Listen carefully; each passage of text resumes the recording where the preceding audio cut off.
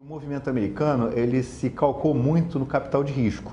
Quer dizer, era um movimento que nascia da universidade, ali em Stanford e na Rota 128 em Boston, e quando ele tem os spin-offs das universidades, ele é ancorado no capital de risco que faz que esses movimentos cresçam.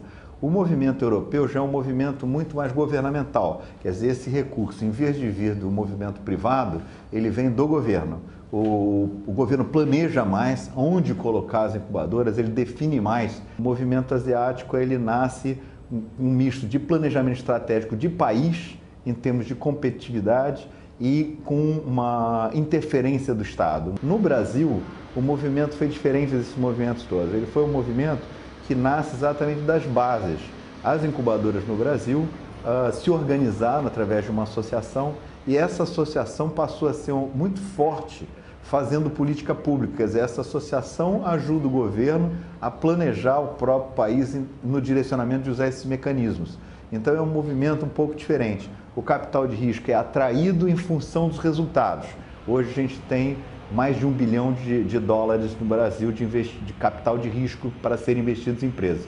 Mas o processo é diferente do que aconteceu na Europa, nos Estados Unidos e nos países asiáticos.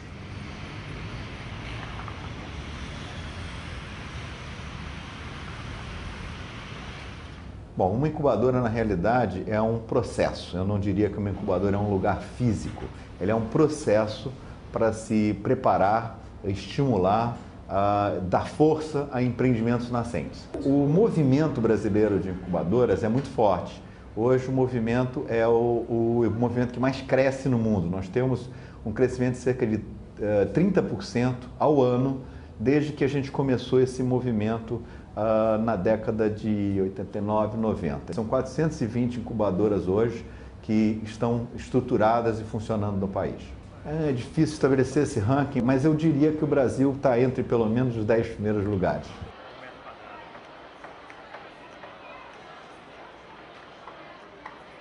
Eu acho que esse é um caminho realmente muito importante, que é a tripla hélice, né? A inovação aparece nessa conjunção. Então a gente precisa ir desse ambiente que está de alguma forma propício, quer dizer, o governo entrando com facilidade, com esses estímulos, incentivos para fazer com que essa liga de universidade e empresa possam fazer spin-offs que gerem novos empreendimentos fortes no mercado.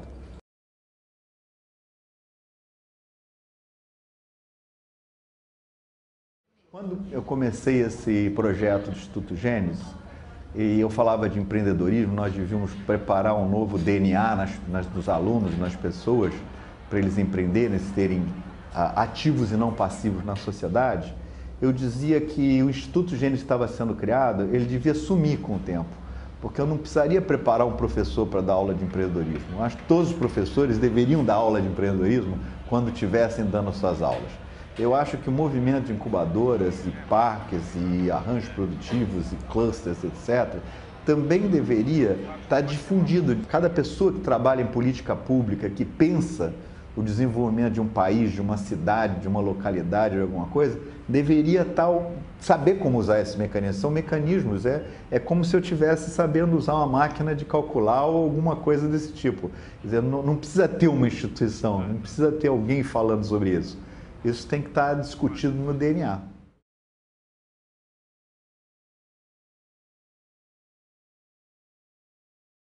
Sempre o projeto tem que sair da regionalidade.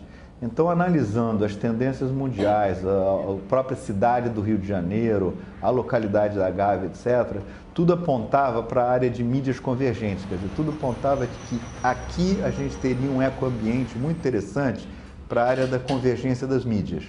Então, essa convergência das mídias, na realidade, ela diz o seguinte: eu preciso de tecnologia e de cultura, porque mídia convergente, que seria TV digital, cinema, internet, né, e todas as outras mídias, quem sabe o computador, o livro digital e outras coisas mais, elas no fundo são uma mistura de cultura e de tecnologia. Então, a gente começou uma incubadora tecnológica até ela se solidificar, iniciamos uma cultural, e o que a gente espera é que elas consigam gerar o mix das duas, que é o que a gente estava pensando quando começou em 92 o projeto.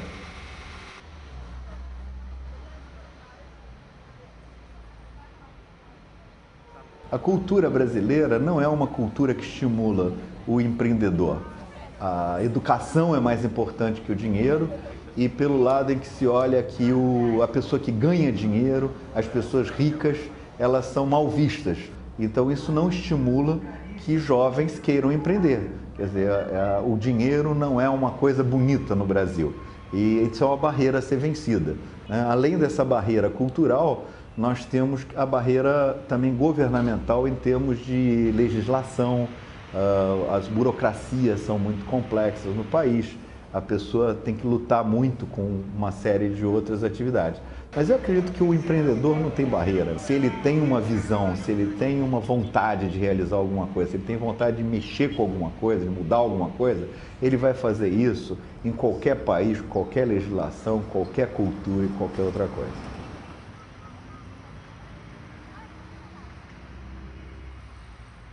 Ainda, eu acho que o Brasil hoje tem políticas públicas muito bem definidas. Hoje nós temos políticas de capital de risco já na área de seed money, na área de próprio capital de risco. Nós temos fomentado gestoras de fundos para trabalhar em todo esse ciclo do dinheiro. Nós temos hoje recursos a fundo perdidos para empresas. Isso não existia no Brasil há um tempo atrás. Quer dizer, sempre se dizia que quem podia ganhar o dinheiro público era alguma coisa pública, uma universidade, alguma coisa que não tivesse fins lucrativos. Hoje já existe dinheiro para estimular novos empreendedores, eu acho que é um grande avanço. Nós fizemos uma lei da inovação, que é uma lei que propicia essa saída de professores com alunos criando seus empreendimentos. Então eu acho que no Brasil nós estamos aumentando o nosso percentual de investimento na área de ciência e tecnologia. Nós passamos o nosso 0,5% do PIB, temos crescido. Acho que nós estamos no caminho certo, na área de financiamento público para novos empreendimentos e a atração de investimentos do exterior.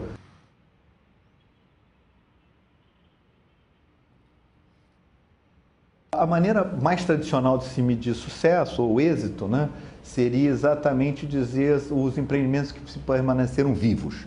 Então a gente diz assim, isso é como a NBA, National Business Association, nos Estados Unidos mede, de 5 anos depois que o empreendimento saiu, se ele está vivo ou não está vivo, né? Esse é o que a gente usa aqui no Gênesis para dizer que nós temos 90% de taxa de sucesso, quer dizer, seriam empreendimentos que continuaram vivos, estariam em torno de 0,6%, 0,5%, que realmente foram empreendimentos que fizeram uma mudança drástica. Quer dizer, quantos Googles, quantos Hewlett-Packards, quantas empresas desse tipo puderam ser criadas? As empresas de alto impacto, chamadas, né? Outro indicador seria exatamente o indicador social. Quer dizer, qual é o resultado em termos de impacto local? Quer dizer, quanto que aqueles empreendimentos trouxeram de benefício, de melhoria de qualidade de vida para as pessoas que vivem ali, que estão naquele redor. A incubadora deveria estar dentro de uma visão de desenvolvimento local. Então ela tem que nascer da história, da cultura, das raízes culturais, da possibilidade de aumentar o poder dessas pessoas em termos de qualidade de vida, de melhoria, de retenção de talentos, de retenção de capital intelectual. Então, esse eu acho que seria o melhor indicador. Será que eu consegui fazer um cluster? Será que eu melhorei a cidade? Eu acho que esse seria o mais importante do que os outros.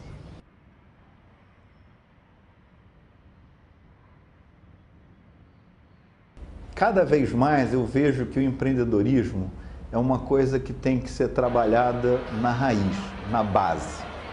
Então, se pudéssemos fazer um programa de empreendedorismo, não só na universidade, mas que viesse do secundário, do fundamental e até mais, até os pais, porque as relações humanas, o perceber e etc., que são a base do que a gente está conversando.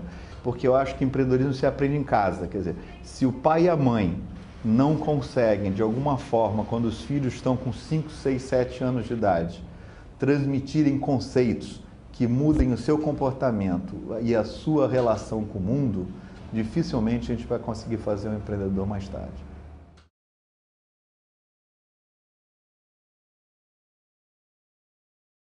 Eu acho que o Brasil tem uma missão muito importante de transbordar o conhecimento pela América Latina. Na realidade, a América Latina é muito parecida, não tem muita diferença um país de outro país. Os problemas são os mesmos, a pobreza é a mesma e a gente vai ter que usar os mesmos mecanismos. Nós temos que fazer o empreendedor brasileiro, médio, ele é o empreendedorismo mais para a área social, quer dizer, ele não é uma pessoa que tem alta formação com mestrado, doutorado, para se fazer uma ruptura de desenvolvimento de um novo produto. Ele é um empreendedor que está em comunidades muito pobres. Então a gente tem que usar outras tecnologias, como a tecnologia social, que é o que ele tem de conhecimento da sua história, né?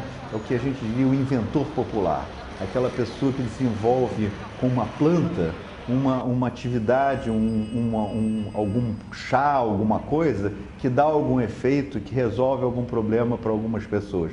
Esse empreendedor tem que ser prestigiado de alguma forma e fazer com que esse conhecimento dele possa ter um apoio da universidade para sistematizar, organizar aquilo e fazer esse empreendimento. Esse empreendimento é típico para a América Latina, ele não vai ser encontrado em outros países desenvolvidos e pode ajudar muito no futuro a África, que eu acho que ainda está numa fase mais atrasada, mas que precisa um grande investimento.